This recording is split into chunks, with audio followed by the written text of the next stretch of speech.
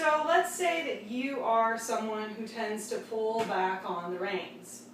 And you've got this habit where you pull back on the reins and you just want your horse to bend and pull and give, and you just want him to have that nice dressage outline, and it's not working. Instead, there's a corrective action that you can utilize called a driving rein. This eliminates your ability to pull back on the reins and to use the other parts of your body in correct alignment to help the horse to go into that nice outline that you're looking for in a back to front action instead of a front to back action. So for a driving rein, you're going to hold your reins very differently. They're going to go in at the top, in between your pointer finger and your thumb, and then the bite of the reins is going to exit out the bottom. So over the pointer finger, secured by the thumb, and down. So this is going to do a few things for you. It's going to align your body. Get into rider's position here a little bit better for you. So we have a nice flat back that's being supported by our internal abdominal muscles, primarily our psoas muscle. By having the reins go over the top of the hand, instead of there being a backwards action, which is actually quite difficult to do, thankfully, we're going to have more of an upward action. This is going to also, you'll notice what happens when I pull up my scapula, which are my shoulder blades. They want to lie more flat, back and down. My front line wants to lift and lengthen. My legs want to become deeper and more secure with even distribution down the sides of my horse. Now the first thing that you'll probably notice about utilizing a driving rein is that there is not this very clearly defined line from elbow to bit.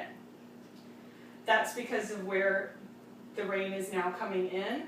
So if we were to take this way, now this horse would be stretching down and out, but this would still be a correct position for a rider. But by taking it over this way, there's a couple of things that you need to do to make sure that you don't create new bad habits while utilizing a driving rein.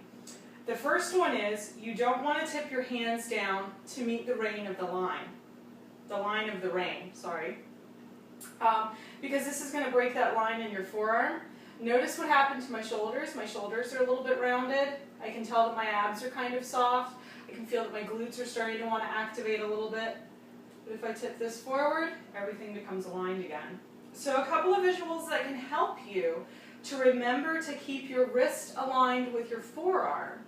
The first is to think about your pinkies pushing forward towards those horses' ears. The second one that can help is to be conscious of the contact that's happening here with your pointer fingers.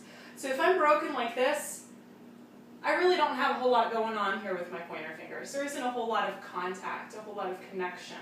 But when my wrists are aligned, you can see my pointer fingers, there's a lot more contact going on there. So that can definitely help as well.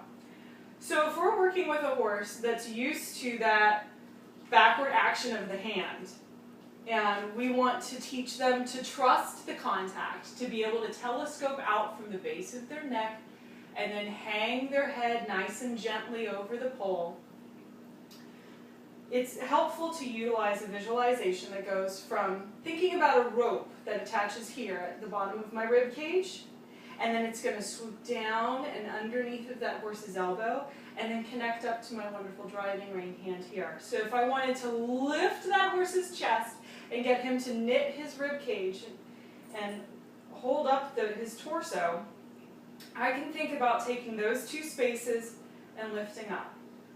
Lift up and forward. Lift up and forward. Almost like the tray carrying exercise, where I'm going to hand you the tray. I'm going to hand you the tray. I'm going to hand you the tray. So hopefully that'll be useful there for you to give you a little bit clearer definition of what using a driving rein can do for your body. It definitely has helped me with some of my bad habits that I've had. Particularly, one of my sneaky bad habits that happens is actually in my shoulders, to where I can round my shoulders down This is actually very uncomfortable to do while having a driving rein. So it becomes a constant physical reminder for me to keep my shoulders back and down, and that helps to keep my core aligned. And all of those pieces are interconnected. So as always, if you have any questions, please feel free to contact and ask. I'm here to help.